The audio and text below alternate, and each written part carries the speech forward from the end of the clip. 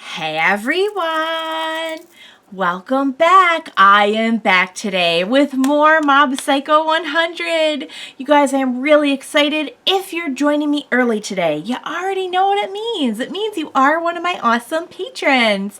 Thank you so much, and as always, I'm sending you up those big old hugs right through that screen. And if not, still thank you for joining me today. I'm glad you're here. I do hope you'll consider supporting me that way. The link to my Patreon is going to be in the description down below. So, we had a lot of good things and a lot of bad things happen last time on Mob Psycho. Because we found out, like, the thing that had been bothering me the most, like, his family's alright. I just had this feeling like they're not gonna take it in this direction. Like, if we hadn't seen already that, like, dead bodies can be faked, I might even have not questioned it as much. But the fact that, like, we've seen examples of that before where, like, somebody will use ESP to make it look like somebody's dead.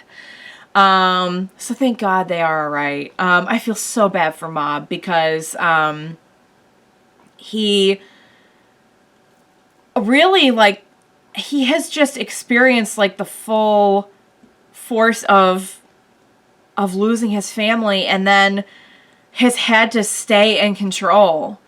Because when he started to go out of control, we know that Dimple was able to talk him back down. And somebody made a really good point, too. And this is why I love getting the feedback between the episodes. Someone made a great point that usually when we've seen Mob go into that unknown percent, he's been unconscious. It's like his kind of last-ditch effort to kind of, like, save himself from whatever's going on. This time he was still awake. Like, he was aware the entire time. And, like, I didn't even realize that. But he felt, like, the full force of all of that on his body. Like, no wonder he's sleeping now. But Dimple was able to talk him back down, but only, like, 100%. So we got to see Mob in, like, just full, not kill mode, but definitely, like, more of a kill mode than we usually see him in. That was crazy. And also, where are all these, like, he made the car fly. He was able to locate people. Like, I mean, he upped the ante with his powers. Like, he's really tapping into it more now, which is good. But I think he's gonna have to learn how to get a handle on that, because ooh, those were some real intense scenes when he was beating up the people in the street and everything. That was crazy, but, so we have a lot going on with Claw. Like, Claw wants to take over the world. Claw, Japan, like, some of their strongest people left after last season and are now on the run from them. And are now being led by Reigen, which is mind-blowingly, hilariously awesome. And we have this, like, separate faction who's from outside Japan, but they made a deal with the Japanese government to come in and, like, they turned down Claw and they're trying to get rid of Claw.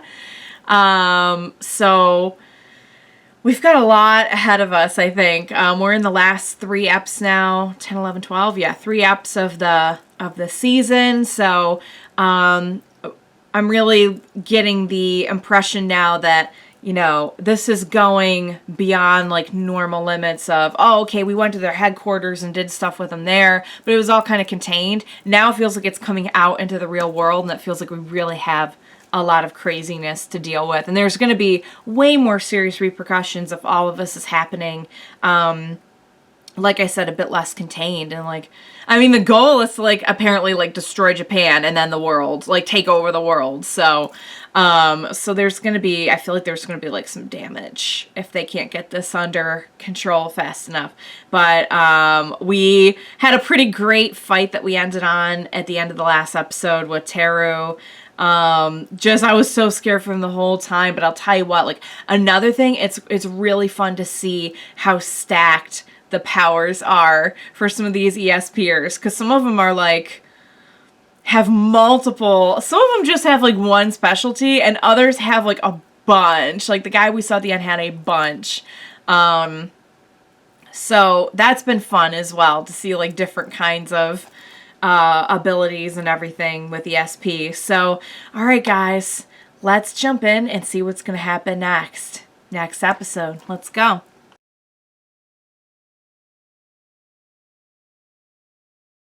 Oh my god, you guys, that was so good! Oh, we need to talk about the Body Improvement Club. Because they are such good guys. They're so much more than I thought they were going to be. Honestly, at the beginning of the series, like, I didn't know what to make of them, and I didn't know if they were, you know, it just seemed like they were a bunch of, like, jock kind of guys, and they are just, like, some of the most decent, hardworking, dependable people. And the captain just, like, was literally going to stand between, you know, Mob and his enemy, the guy who was after him. After they caught him. What are the odds? Good thing they changed their route, huh? Can you imagine if they hadn't changed their route? That's profound. That is profound, guys. There's a life lesson in there. Oh my god. We got a few more ESPers in this one. We got some of the people who are working with I don't know the son's name, but the redheaded kid son. Okay, so that's why the redhead showed up. He didn't show up to hurt them. He showed up to get Ritsu. Oh, no, this is Alright, you guys, let's talk about that because the Body Improvement Club is amazing and their captain is amazing, and I just like, it just blows my mind. Like, I've known for a while now that they're really good people, but they are just like amazing, dependable friends to Mob, and I loved that scene with the captain. I was so worried for him, like, oh my god, if they're gonna take somebody out, they might take out someone like that, you know? They might. I don't think they would take out Mob's family. Like, that I wasn't willing to concede to right away. But I was pretty worried when the captain was getting beat up there and, like, just lean over Mob, like, protecting him. Oh, what a great image. And they caught him. I absolutely love it, guys. I loved that. And now Mob's awake again, which I'm very happy about because I was getting worried about him. All right, so I don't think this was entirely clear to me before. I knew that the redheaded kid was, like, mad at his dad, but he is, like, straight up now working against it. Like, he is leading, like, a revolution against his dad now. So I think, is that why he went to the house, to get Ritsu for that? And then just decided to, like, set Mob off in the best way he could think of, which was to show him, like, his house burning, and maybe the house was really burning, I don't know, but the dead bodies of his family, cruel.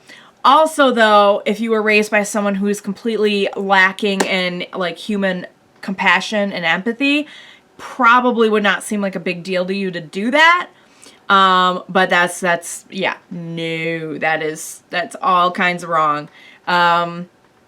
So, all right, we got a few more ESPers in this one. We saw some newer people fighting alongside the redhead and Ritsu, which I thought was fun. I like the way that they were, like, they all worked together as, like, attack, defense. That was pretty cool. Reigen just being a straight up boss in this one. I love how Reigen is, like, very by the book on things. It's just so refreshing on a show where, you know, we're dealing with these paranormal kind of concepts and situations, to just have someone like, let's call the police. But then all it took was his insurance company. I love that his goal in this is to drag the person who set the building on fire to the insurance office. Not revenge, not justice, not saving. No, he needs to bring them to his insurance company. You just gotta love Reigen. You just got to love him. And that was a nice callback, having him with the cologne that he swiped. That was real. Stuff like that, I mean, they're reaching back now with like some details that it's really fun to like see that come back around. All right, 2 episodes left, guys. I honestly I couldn't tell you where this is going. I'm assuming that they're not going to take over the world, but who knows? They might leave us on a cliffhanger of like, we don't know what's going to happen. And I'm not exactly sure when their season 3 is coming out or if it's been announced. The show is pretty popular, so I'd be surprised if they didn't get one, but I have not heard anything about it. Maybe you guys have some info for me about that. But just honestly, I love how they have taken time to build up so many of these characters so that when we see them in a situation like this, like seeing Dimple possess Mob, we know that Dimple kind of signed up to kind of coerce Mob into that eventually, and seeing him do it to like save his life and not for like ulterior motives shows a lot of how far we've come with him. The Body Improvement Club just kind of always being there and helping bring Mob out a little bit and everything. It really comes full circle in this, where they save his life like multiple times. The cologne, I mean, like all these things kind of come back around, and I like how they've even brought, like I was saying this last time too, but they've brought a lot of the former Claw members back. That one guy, I don't know if he's really double-crossing them. Is he really double-crossing them, or is he trying to gain trust from the people who are attacking so that they can survive, all of them? I don't know. It's really hard to say. I could see it going either way. But we'll find out, guys. 2 to go. Oh my goodness. I had a blast with that episode. That was so good. I hope you enjoyed it as well. Thank you so much for joining me today. Please be sure to join me next time, and we will watch it together. Bye for now, guys.